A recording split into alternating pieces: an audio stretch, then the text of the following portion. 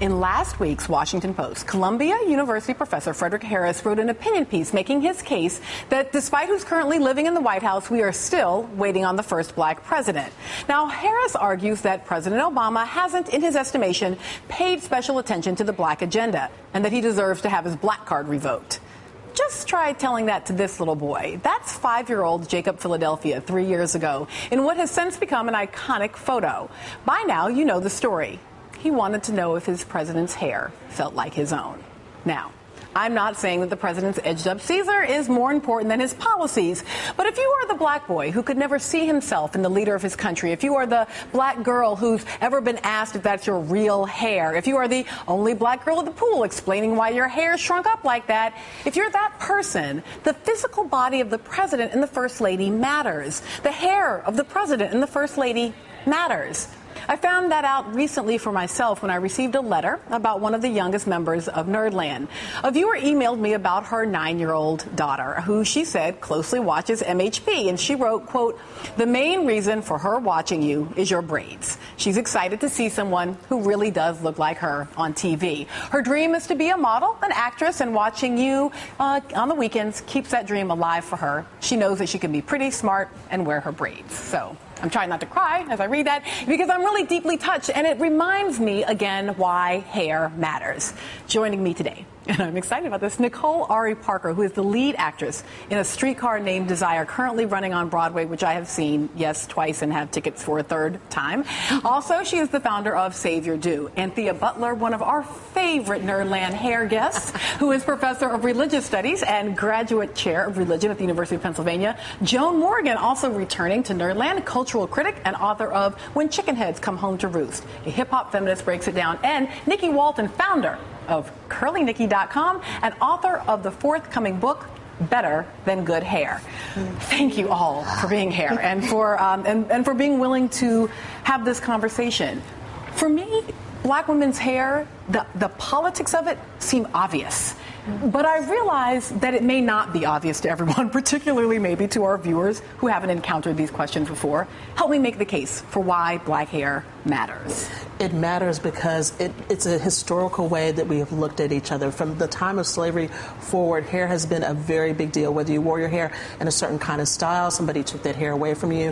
When we go into the 20th century, where we have Madam C.J. Walker, who comes up with the process to straighten your hair, everybody gets happy about that. And then we have black women Pentecostals saying, don't straighten your hair. To when you get to the 60s and you want to do black power and you want to wear your afro, and your mother tells you you can't wear an afro. Hi, Mom. Yes. All of those things become very political. So when we see natural hair, it's something very different. It seems that we're making a kind of a statement, even if we're not making a statement. It seems a political statement to those who are on the outside, and to those who are on the interior, it says we want to accept ourselves the way we are, for who we are. And it feels like there's no hairstyle you can choose that isn't signaling something to somebody, right? So if you wear a relaxer, that's somehow signaling something. I just want to show the picture of the New York Times cover. We remember this, right, from the 2008 campaign. And excuse me, not the New York Times, the New Yorker. And there is President Barack Obama rendered here in an outfit that he actually wore in real life, right? So as problematic as his image is, that comes from an actual thing. Right. But then there is Michelle Obama wearing a hairstyle which, just by representing her in that way, it tells you that is the burning constitution. That is because an afro is inherently radical somehow. Of course. Can I add on to what Anthea was saying? The debate comes up very often whether natural hair is political or not on CurlyNikki.com, and it's yes and no. So yes, in the fact that everything that everyone does can be seen as political, in that it impacts how you see the world and how others see you and how you spend your money, where you spend your money, and the social stigmas that are tied to wearing your hair natural comes from the power dynamics in our society. What's ironic, though, is that although we didn't put this straight hair standard, we didn't create the straight hair standard. It's in our control to change that. And we're doing that, I believe, by setting the example in the media with you here, in these positions of power and leadership. However, on the other side of things, it's not political in that Right, it's just about our lives. It's not a counterculture. Yeah. We're cultural leaders. This movement is made up of women that are educated and affluent and tech savvy, and we weren't looking to rebel. It's more about practicality. We're looking for flexibility, and there's immediate results for that in your quality of life. So it goes from you trying to conform to a straight hair standard and your whole life revolving around your hair. You know, if you want to start a new workout routine, if you want to go to the beach, the first thing you think about is, what am I going to do with my hair? So it's awesome to be able to have some flexibility and versatility, and hopefully the natural hair movement will help women achieve that. Now, Nicole, am I reading too much into this? I mean, obviously you're in the land of the presentation of images, right? By the way, Streetcar. We could go on all day. It's an extraordinary. Everyone who comes anywhere near New York should come and see you on stage in that play. But it feels to me like, is this sufficiently political? Is this just working out our emotions, or is there something meaningful about, as African American women are trying to think through our self-presentation? Well, I think that there's so many angles to analyze it. In that movie Good Hair, I think Tracy Toms, a fellow actress, she said it best, very simply.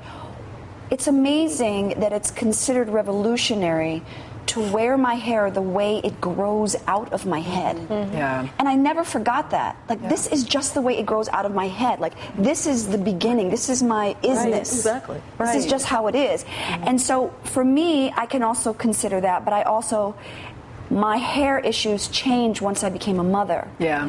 And when I have this little girl watching me undo weave braids, fry my hair, or glue in an instant track, or don't push mommy in the pool.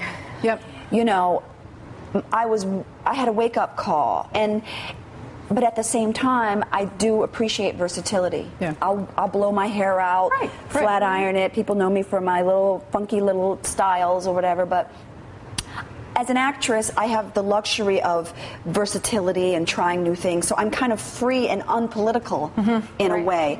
But very personally, it's a self-esteem issue for me because I'm an example to my daughter. That point about what happens in the mother-daughter piece, dynamic is incredible. It's the definitive experience of little black girlhood, right? Yes. I mean, it's the thing that we all at a certain point. I have to watch my language, we say, "Girl, come here, your hair is a mess. Sit down, let me get through this head of yours." Right. And we say it loud. We say it in front of their friends. They say it, "Girl, I can't believe you are not walking out." All this language, or the hours that you spend sitting, and if it hurts, you're tender-headed and you're overly emotional. My daughter's hair takes forever to do. Yes. But when I do it, I am so positive. I tell her how beautiful it is and how lucky she is, and oh my gosh, you can do so many things. And I mean, and she's in a school where she's one of two in her class. Wow. Yeah. Yep. And so, but she loves herself. But I had to work on that. Yeah, and it's interesting. That goes back in part to your point about,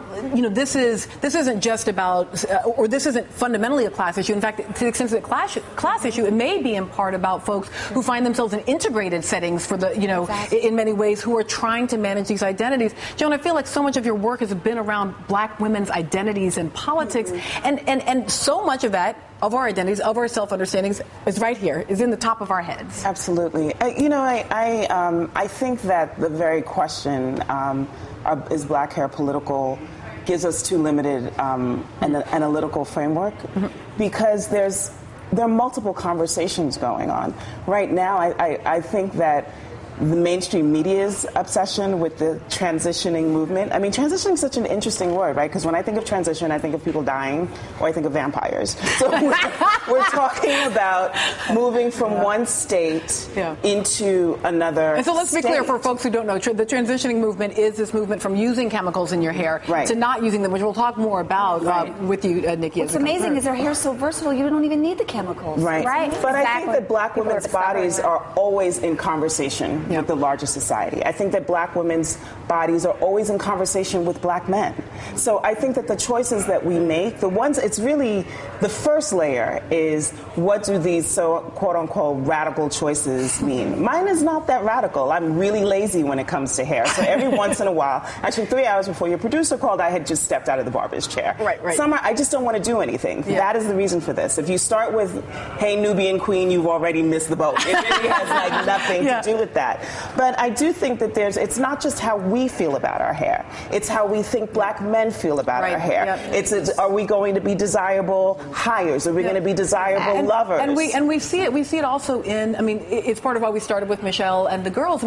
This notion of it being written on black women's bodies, having an African-American woman, first lady, having her daughters, when Malia wore her hair, the older of the Obama daughters, wore her hair braided, and the kind of angst that created for people. And we're thinking, she's a little girl, it's summer, you braid your hair, right? Because you might want to swim or, deal with the humidity. Yeah, and the right-wing comments were crazy about that. They were like, oh, look at it, got to go out here in these braids and everything else. That's not appropriate for the president's daughter. And I'm just like, who are you to say anything about this child's hair? Yeah, exactly. This is not your hair. It's her hair on her head, and they can do whatever they like to do with their hair. But I think for people on the outside, they make these judgment calls about what you're saying with your hair when it just may be about convenience. Yep. It may be about what you want to do. But we get constantly judged as African-American women about what our hair looks like. Somebody already determines who we are and what we're doing. And that judgment goes to that core pain, those definitive moments in childhood. We are going to keep talking about this, but we're going to talk a little bit about the economic side of it. There's a whole industry